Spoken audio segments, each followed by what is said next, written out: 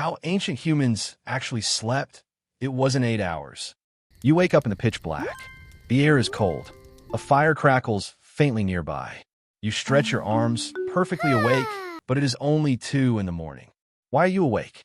For roughly 300,000 years, this was not insomnia. This was not a sleep disorder. This was just how your body worked. You were a successful human being, doing exactly what your biology demanded. Today, everything is different.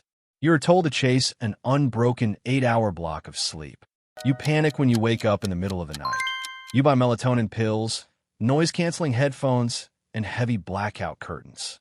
You lie in the dark staring at the glowing numbers of a digital clock, convinced your brain is broken. You calculate how tired you will be at work tomorrow. But what if your body is not broken at all? What if the 8-hour sleep is a modern invention? To understand how your ancestors actually slept, you have to strip away the modern world. You have to remove the streetlights that paint the sky a muddy orange. You must take away the glowing screens and the blaring alarm clocks. You have to travel back to the Pleistocene epoch. This was the geological period spanning from roughly 2.5 million years ago to 11,000 years ago.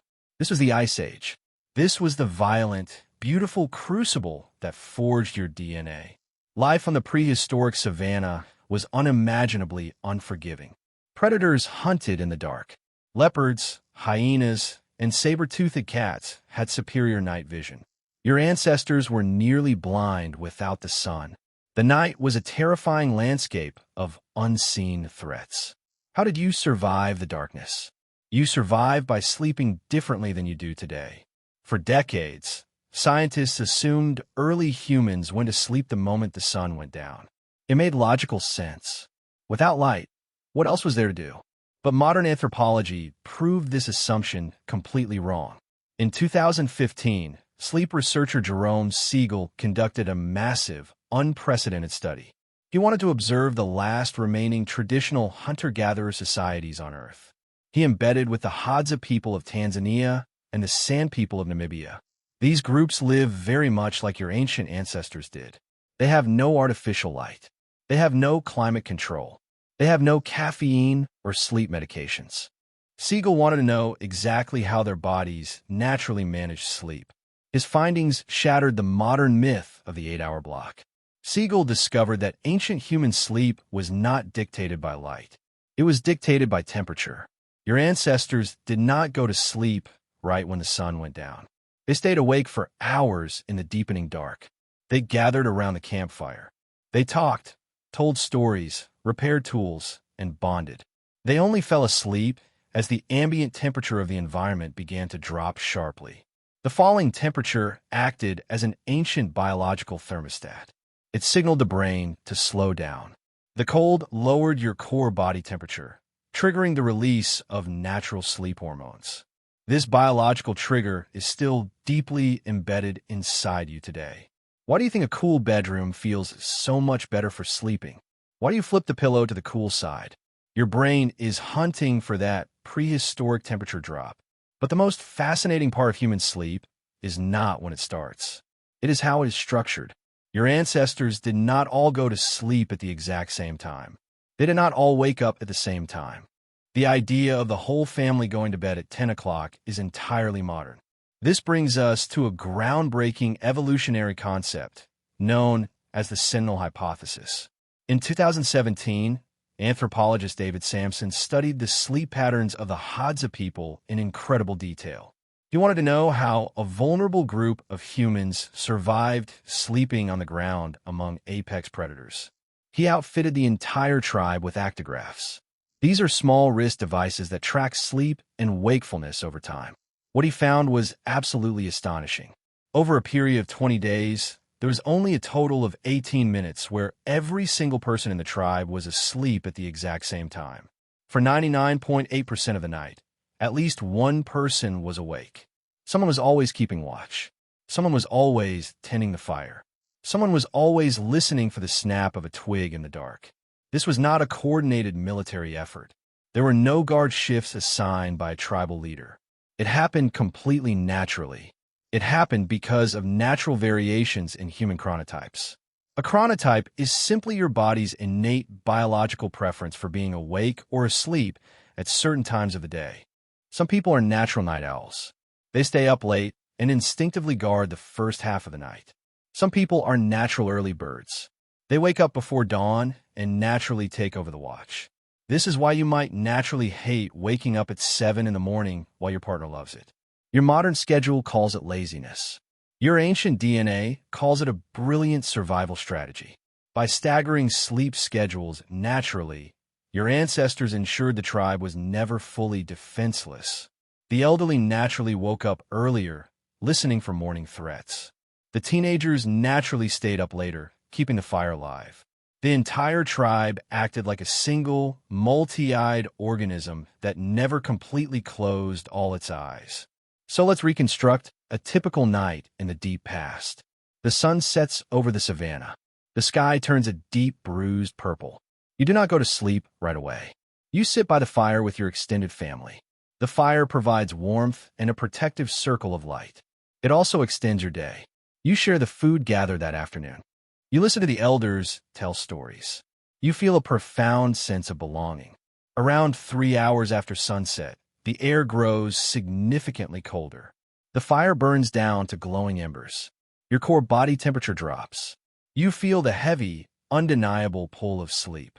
You lie down on a bed of woven grass and soft animal skins. You are surrounded by the breathing sounds of your tribe. You fall asleep, but you do not sleep until dawn. A few hours later, in the dead of the night, your eyes open. You are fully alert. You are not panicked. Your heart is not racing. This period of midnight wakefulness was completely normal. For most of human history, sleep was biphasic. This means sleep was naturally divided into two distinct chunks, rather than one long, continuous block. Historian A. Roger A. Kirch spent decades combing through historical records, diaries, literature, and medical texts from the pre-industrial world. He studied hundreds of documents stretching back through the Middle Ages. He found constant references to what people simply called the first sleep and the second sleep. It was mentioned in Homer's Odyssey. It was mentioned in the Canterbury Tales. It was accepted as a basic fact of human existence. This biphasic pattern likely stretches all the way back to your earliest ancestors. When you woke up between your first and second sleep, you did not just lie there stressing about your endless to-do list. You used this time. You got up and added fresh wood to the dying fire. You checked the perimeter of the camp for the glowing eyes of predators. You might have visited a neighbor who was also awake. You might have had sex. You simply existed quietly in the peaceful, sacred hours of the middle of the night. After an hour or two of this calm, meditative wakefulness, the sleep drive would naturally build up again. Your brain would release another wave of sleep hormones. You would lie back down. You would fall into your second sleep. You would finally wake up naturally as the morning air began to warm up and the sun crested the horizon. This was the rhythm of human life for hundreds of millennia. It was flexible. It was perfectly adapted to the environment. It kept humanity alive. So what went wrong? Agriculture and the Industrial Revolution were a trap. When humans stopped wandering and started farming, life became rigidly tied to daylight. You had to wake up at dawn to work the fields. But the real destruction of natural human sleep happened much later. It happened with the invention of the incandescent light bulb. Artificial light obliterated the natural trigger of falling temperatures and gathering darkness. Suddenly, factories could run all night long. Bosses needed workers on strict, predictable schedules. The chaotic, flexible, biphasic sleep of your ancestors was no longer profitable. It was highly inconvenient for the modern capitalist machine. Sleep was forcibly compressed. The first and second sleeps were violently smashed together into a single, mandatory 8-hour shift. The natural variation of night owls and early birds was ignored. Everyone was forced to wake up at the exact same time when the factory whistle blew. Think about what happens when you go to a modern sleep clinic today. They paste electrodes to your skull. They put you in a sterile, perfectly quiet, temperature-controlled room. They measure your brain waves and tell you how far you deviate from the normal 8-hour average. But the environment they are testing you in is completely alien to human biology. For hundreds of thousands of years, humans never slept in total silence. Silence in the ancient world meant danger. It meant the insects and animals had suddenly gone quiet because a predator was approaching. Complete silence is actually terrifying to your primitive brain. You evolved to sleep to the soundtrack of nature. The crackle of the fire, the wind in the trees, the rhythmic breathing of 20 other humans sleeping right next to you. When you lie alone in a silent modern bedroom, your ancient brain is constantly on high alert. It is wondering where the rest of the tribe went. This isolation makes sleep even harder. Modern bedrooms removed the social safety net of the tribe, leaving your single brain to do all the guarding work that used to be shared among 50 people. No wonder you feel exhausted. No wonder your sleep feels shallow. If you could not conform to this new artificial schedule, society labeled you an insomniac. You were told something was medically wrong with you. You were a broken cog in a machine. Modern society took a brilliant biological survival mechanism and turned it into a medical disorder. Your brain is still running ancient software. It does not care about your morning commute.